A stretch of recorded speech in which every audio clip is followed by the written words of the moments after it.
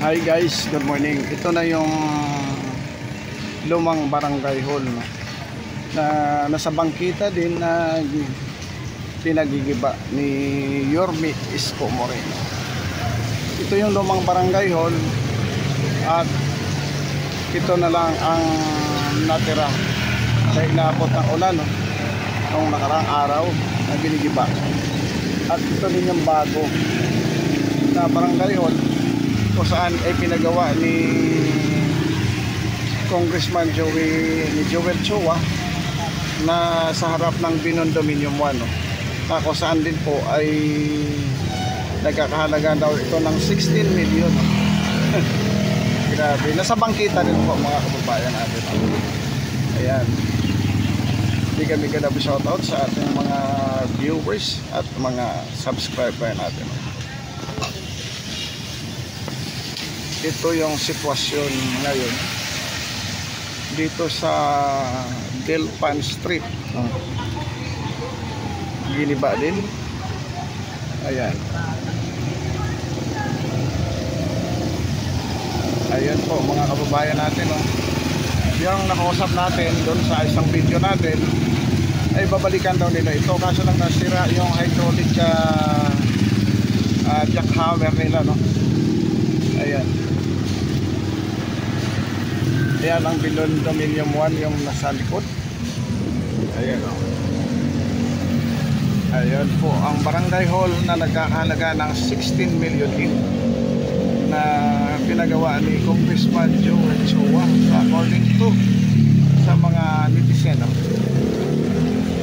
Ayan po mga kababayan natin to. Mas malaki pa nga ito, no? Itong andito mga kababayan natin, mas malaki pa ito yung luma. Ayun, si Chairman Roderick Bautista pala ang chairman dito. Ito po yung kali ng Delpan, mga kababayan natin.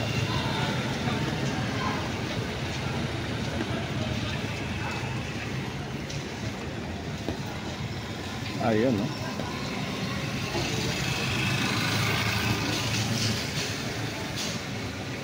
Ang daming mga kable pala diyan. Oh. Nasa bangkita rin daw to, kaya pinagiba.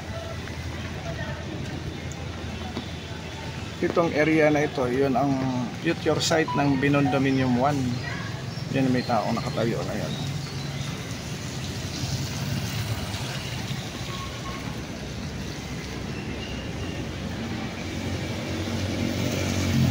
Ayan po mga kababayan natin, oh.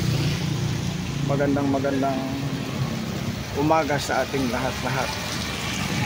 Ayan, ito po yung sitwasyon ngayon dito sa Barangay Hall 272. Ayan, zone 25, no? Kasi ito yun, makikita mo yung luma, oh.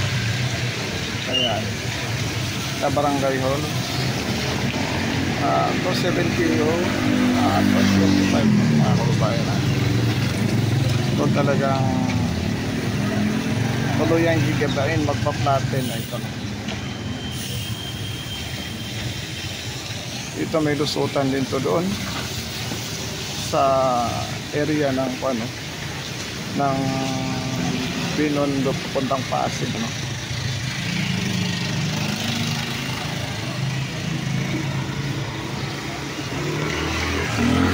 Ayan po mga kababayan natin.